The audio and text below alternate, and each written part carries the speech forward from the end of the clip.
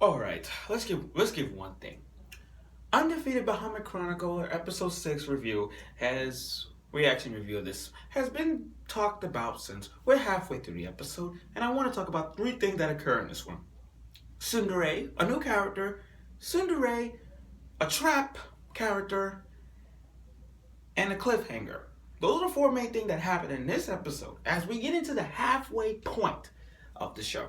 Now, let me just start off by saying last week we had a blast with the biggest shocking OM G moment where he just literally kissed her with Christopher Chris Lux.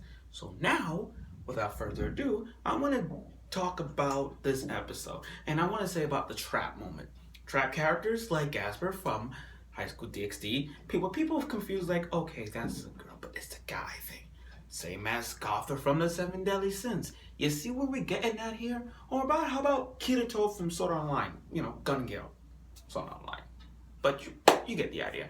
Now, the trap is this. They're trying to find the suspect who's been terrorizing people at night. So these random girls got Lux and have him dressed as a girl.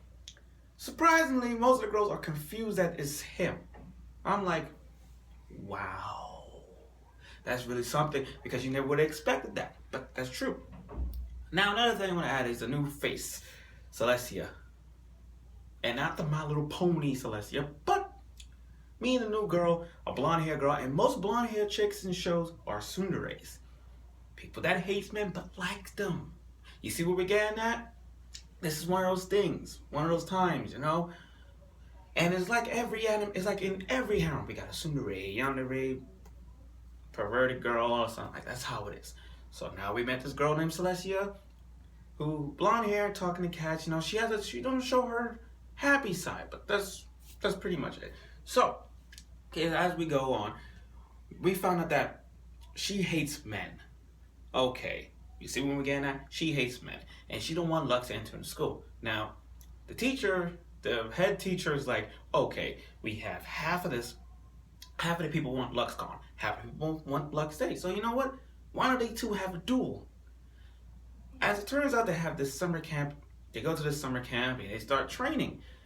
Celestia is a third year student, so she's like the higher class of all the other girls. Training, doing 100 slashes, training their asses off. Okay, now you ask yourself, okay, where does the juicy part come in? Where will the ecchi part come in? Okay, this is where the ecchi part comes in. Okay, Celestia is laying on her backside, and Lux came in not fully dressed up as a girl, but has the female voice covering her to make sure that she doesn't get to notice him.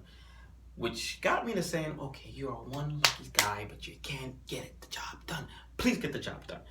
Now, let's talk about Fee-chan for a bit, because Fee-chan, I see more developing Fee-chan than ever. And for those of you who don't know, Fee-chan is the pink-haired girl and Lux's childhood friend.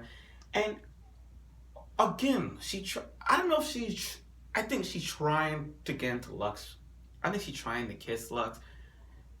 But then again, she already kissed him when they were childhood friends. So that's acceptable. Good job. Anyway, she had this, I'm going to wear this lingerie outfit looking at the window. I'm like, what? She's looking out the window, straight up the sky, looking at the window, and I'm like, oh my God. I didn't even notice she was in lingerie. I had to pause like, wait a minute, is that a dress? Is that a dress? Then it was. A lingerie outfit, but you get it. And he started coming on the bed and just hugging Lux. And then all of a sudden, Fee had that little cherishable eye saying, don't lose to Celeste. If you lose to Celeste, I will fight her. Now, I can't wait. Just hear me out. If Lux would have lost, I wouldn't mind seeing Celeste in action. I wouldn't mind seeing Fee in action. I would love it. So let's move on. Now, he dressed up as a girl again and went on like kind of like a date thing. Well, not a shopping with Celeste as a girl thing to get more information about her. So he goes on shopping, going into a women's store. He all blush and everything, trying to hide his man personality, which we all know how trap characters are in the reverse trap way. And now he's. Oh, and by the way, we realized at the end of it, long story short, it ended with Celeste saying, I'm not a man hater. Wait, I'm sorry, what? Not a man hater. and then it just ends the scenes with a cliffhanger. So basically, let me tell you how this. Let me tell you, this episode on a scale of 1 to 10, I give it a 9 because not only it ended with a cliffhanger, but next week we're gonna find out more about Celeste Pass, which I really hope so. I really hope so because you can't end shit with a cliffhanger. You cannot end it like that, and I really hope so. They're gonna make it into this. So what did we learn so far? Oh, we learned that be careful who you with, especially if it's a trap character like Lux did when he dressed as a girl. That's one.